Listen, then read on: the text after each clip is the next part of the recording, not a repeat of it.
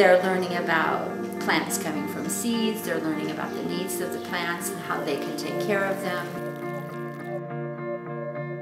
We started with like about 6 strawberry plants and they've just taken over the garden box. And you know, just to know that idea of waiting too, I mean that's such an important thing. They just, when they see the fruit come out, they want to eat it, and you know, to work with them, let's wait until it's, and they're learning to turn it over and say, nope, not quite ready yet, you know, so that they don't waste the experience of having a really good piece of fruit.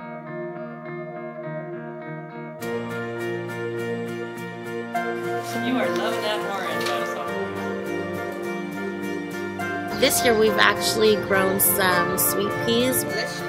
We've grown corn previously.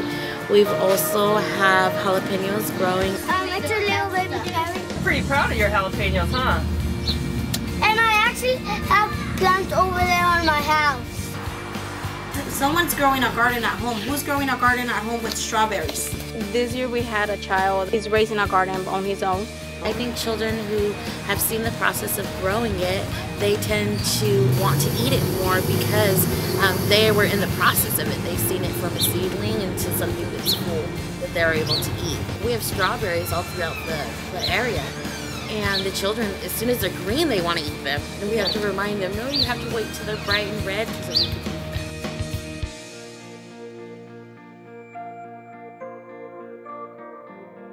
We needed to augment our storage, and because the water, whenever time it would rain, we would get water in our storage. The solution we came up with was to install boxes inside the space that was there originally, which meant taking the doors off, which were redwood. So Santa Barbara Youth Corps, I said, I can't just put these in the trash. We've got to find a way to use them. So they made a table for us out of one of the doors, and then they cut the boxes up and to make the planter boxes for us. And so those are completely recycled redwood boxes. They learn that we don't have to throw everything away, that everything has a purpose. All the little creatures have a purpose. We can reuse the food, and they know that we can put it in the compost and something wonderful is going to happen.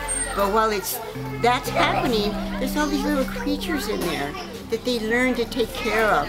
Because when, as I mentioned to you, when they first come in, they're usually afraid to touch a worm, or if they see one on the ground, they'll step on it. They'll do that with spiders.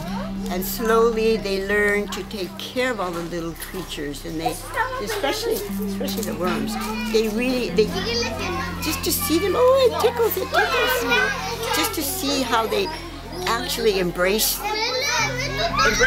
them as part of all of us being together. They love to go through and find earthworms and just change it up.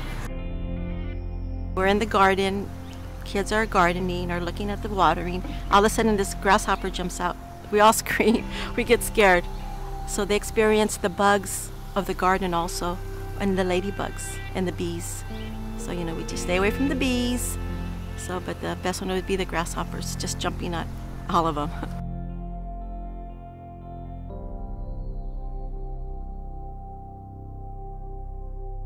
With the garden, we're teaching the children how to share, teamwork.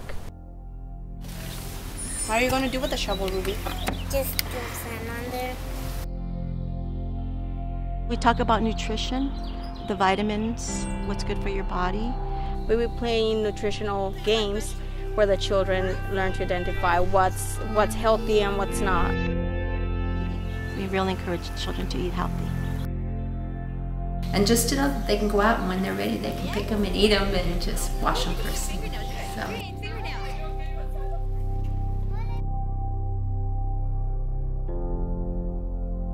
It's more parent involvement, so we have a staff. We've noticed that it's good to have a garden at the school.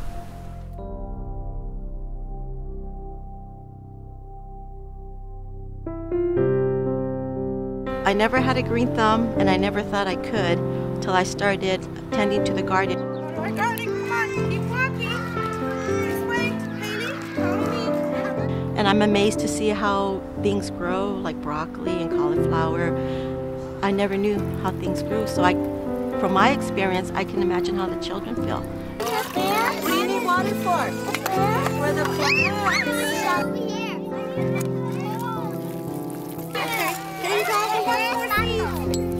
They prepare the soil. We read stories. They talk about seeds. Okay. I need a seed. So they get to plant, and then gradually they get to see the growth of the fruits and the vegetables. And you know, they'll chart it. We'll take pictures, and daily we take our walks, and we get to see the growth of the garden.